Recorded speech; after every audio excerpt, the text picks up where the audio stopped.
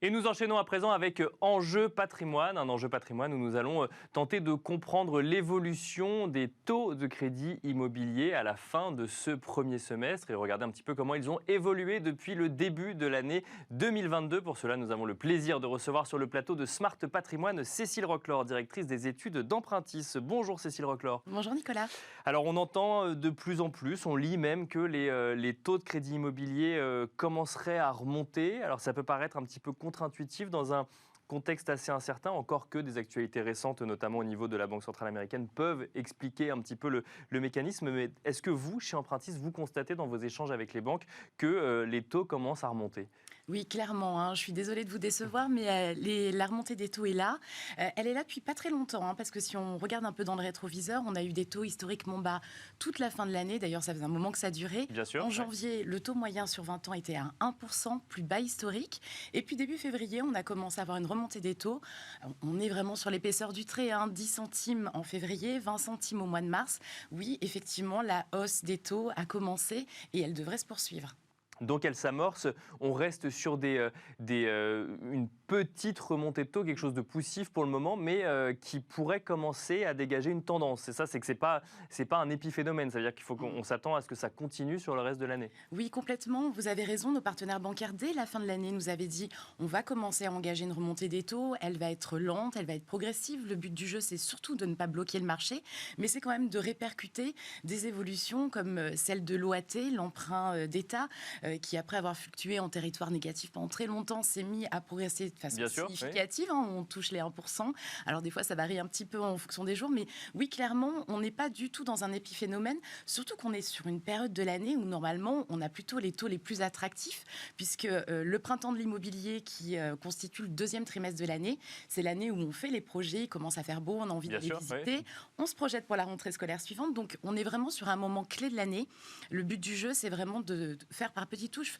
On va peut-être donner une référence pour vos téléspectateurs, mais quand j'empruntais 200 000 euros à 1% au mois de janvier, ou quand j'emprunte aujourd'hui 200 000 euros à 1,30, c'est 30 euros de mensualité en plus. D'accord. Donc on n'est vraiment pas sur quelque chose de massif, mais effectivement, on engage une lente remontée des taux pour arriver peut-être à des taux un peu plus hauts en cours d'année. Alors, 30 euros de mensualité en plus, effectivement, selon le dossier, selon le profil, j'imagine que ça n'a pas forcément le même impact. On a vu, effectivement, dans une période de taux bas, des banques essayer de privilégier les meilleurs dossiers. C'est normal, c'est leur métier. Est-ce que, du coup, sur ces bons dossiers, entre guillemets, 30 euros de mensualité en plus, ça va avoir un réel impact sur leur capacité de financement ? Vous avez raison, absolument pas, parce que 30 euros, quand on emprunte 300 000, 400 000 euros, alors ça sera plus 30, ça sera peut-être 60, mais on reste sur des effets vraiment marginaux. Et puis si on rapporte les taux de crédit à l'inflation, même si on arrive à 1,5 versus 4,5 aujourd'hui dans les dernières annonces de l'INSEE, on est quand même sur encore des taux réels négatifs. Bien sûr, oui. Par contre, effectivement, pour des ménages plus modestes, 30 euros, ça joue. Et ça joue d'autant qu'en ce moment, le contexte des budgets des ménages est mis sous pression par le coût de l'énergie qui vient rogner le budget et qui vient impacter là aussi les marges de manœuvre. Donc clairement, ça joue pas pareil pour tous les profils. Et puis on parle de 1% taux moyen, mais clairement quand on est un très très bon profil, on n'empruntait pas à 1% avant, on empruntait plutôt à 0,7%. Et oui, donc en fait on est toujours en dessous de 1%, voire à 1% pour ces meilleurs profils. Exactement, vous avez tout à fait raison. Aujourd'hui, on est entre 0,95 et 1,07 en fonction de la situation géographique, mais on reste avec des taux historiquement bas. C'est effectivement les ménages les plus modestes, pour lesquels déjà les critères s'étaient resserrés et les banques étaient beaucoup plus vigilantes au vu du contexte économique, qui vont souffrir le plus de cette hausse. Mais encore une fois, tant qu'on ne touche pas aux 2%, on est encore dans des conditions de marché qui sont historiquement bonnes. Oui, c'est vrai que même avant la crise Covid, effectivement, on évoquait déjà un coût peu cher de l'emprunt. On va évoquer l'impact de l'inflation, notamment sur ces crédits, ou en tout cas sur la manière dont sont octroyés ces crédits. Juste avant, pour bien comprendre comment fonctionne cette remontée des taux, donc vous avez évoqué l'OAT. La BCE, pour le coup, n'a pas encore décidé d'augmenter ses taux. Ça peut jouer aussi sur la capacité de financement des banques et donc à financer les projets de l'autre côté. Aujourd'hui, quand les banques avec lesquelles vous échangez vous disent qu'elles remontent leur taux, déjà, est-ce qu'elles le font unanimement et est-ce qu'elles le font parce qu'elles sont obligées de le faire ou parce que la stratégie commerciale change un petit peu aussi? Alors, il y a un peu de tout dans les D'accord. critères. Vous avez raison, toutes les banques ne le font pas de la même façon. On a quand même globalement un mouvement de place, hein. On n'a pas de banque qui aujourd'hui baisse ses taux. Ça D'accord, pourrait ouais. venir, hein. C'est toujours Parce que des sujets à c'est discuter. toujours la possibilité. Enfin, elles ont le choix de le faire. Ah, complètement, c'est Oui, de oui. la stratégie tarifaire, hein. Vous distribuez un service, vous pouvez décider de le facturer plus cher ou moins cher en fonction des conditions de marché, le prix et de la matière première, Bien sûr, oui. le refinancement, mais aussi en fonction de vos concurrents. Donc aujourd'hui, on a plutôt un mouvement global vers la hausse. Les hausses, elles sont effectivement très différentes en fonction des banques. Il y a des banques qui vont avoir fait le choix de rester très bien positionnées parce qu'elles ont des objectifs ambitieux en matière de crédit immobilier pour 2022, donc elles vont toucher par touche de 10 centimes.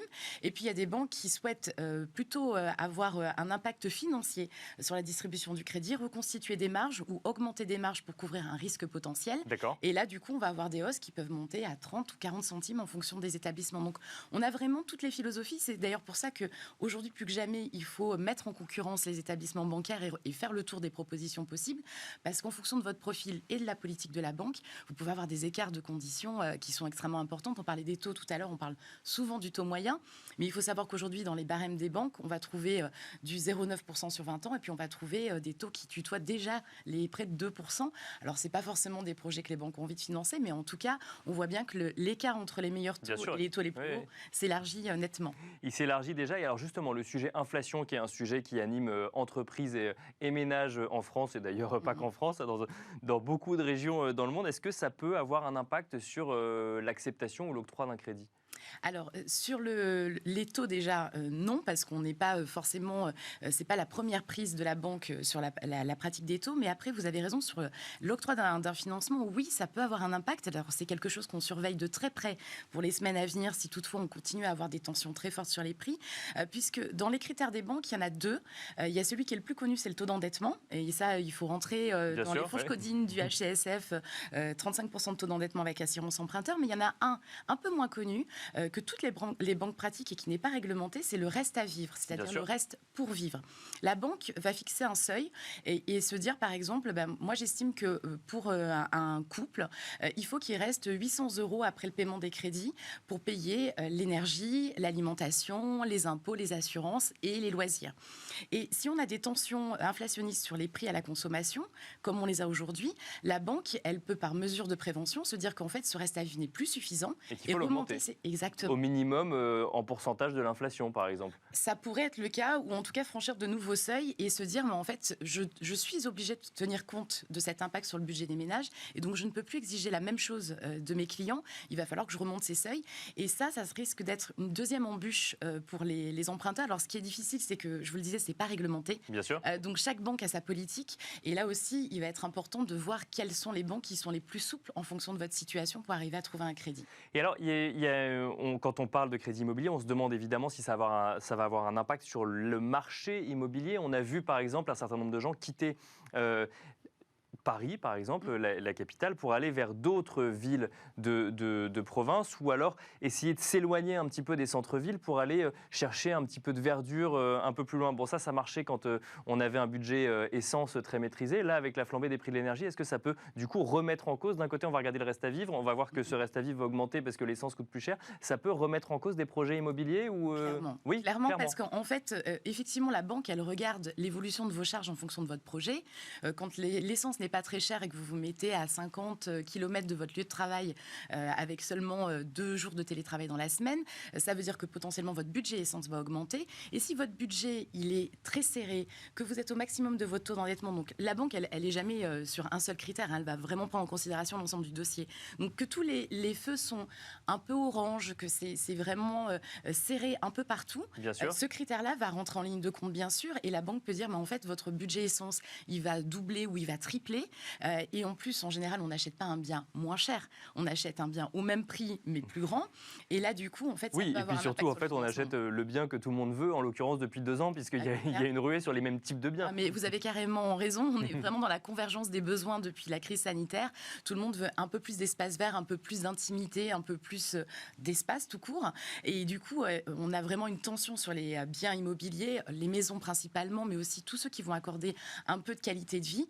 Et du coup, effectivement, vous avez des prix qui augmentent sur ce type de biens. Donc, on va avoir des budgets plus élevés, mais aussi des budgets d'essence plus élevés. Donc, ça peut coincer sur le budget. Donc un ménage qui serait propriétaire d'une première résidence, par exemple en centre-ville, qui voudrait la vendre pour ensuite aller plus loin en se disant ça va peut-être me coûter un peu moins cher, j'aurai plus d'espace et globalement ça rentre dans mon budget, peut se voir dire attention, vous n'avez pas pris en compte que l'essence coûte plus cher, que votre reste à vivre n'est pas celui d'il y a un an et du coup le projet passe pas. Complètement, vous avez tout à fait raison. C'est vraiment l'ensemble du budget du ménage qui est analysé. À prix immobilier identique, si vous augmentez vos autres charges, la banque peut trouver que si, encore une fois, tous les autres critères sont serrés, celui-là est celui qui fait un peu déborder le vase, la goutte d'eau qui fait déborder le vase et dire non, on n'ira pas sur ce projet, on ne le financera pas parce qu'il est trop serré. Mais encore une fois, on est vraiment sur l'analyse, on est à des retours de fondamentaux de marché qu'on n'avait pas connus depuis 3-4 ans. La banque, elle ne regarde pas qu'un seul critère pour définir sa décision. Elle va vraiment analyser tous les points du dossier. La gestion budgétaire et les marges de manœuvre budgétaires sont essentielles. Et alors, pour finir, quand on voit des taux de crédit remonter, on peut s'attendre du coup à ce qu'il y ait un peu moins d'acheteurs sur le marché et donc voir des prix de l'immobilier qui baissent. C'est le cas aujourd'hui? On peut s'y attendre prochainement ou c'est la question à 1 000 € évidemment, mais... C'est effectivement difficile de préjuger. Normalement, quand on a des taux qui remontent, on a une période de latence entre l'évolution des prix et le rattrapage des taux. En général, c'est au moins un an, le temps que les vendeurs se rendent compte que ça commence à coincer. Là, on a une telle tension sur les biens immobiliers on craint que ça ne prenne encore plus de temps. Le garde-fou qu'on va avoir, c'est le taux d'usure, parce qu'il a changé pour le trimestre à venir. Le taux d'usure, c'est le taux maximum que les banques ont le droit de pratiquer pour l'ensemble des éléments de votre financement. Il n'a pas augmenté parce que les taux étaient très bas en début d'année. Du coup, les banques vont devoir aussi composer avec ça et peut-être qu'elles vont ralentir un peu la hausse pour pouvoir continuer à financer des dossiers. Les prix de l'immobilier, il va falloir encore être patient. Merci beaucoup, Cécile Roclor, de nous avoir détaillé un petit peu cette remontée des taux de crédit immobilier et leur impact sur vos crédits et sur le marché de l'immobilier. Cécile Roclor, je rappelle que vous êtes directrice des études d'Empruntis. Merci beaucoup. Merci Nicolas. Et quant à nous, on se retrouve lundi dans un nouveau numéro de Smart Patrimoine à 13h sur Bismart. Et d'ici là, n'hésitez pas à nous regarder en replay ou à nous écouter sur toutes les plateformes de podcast.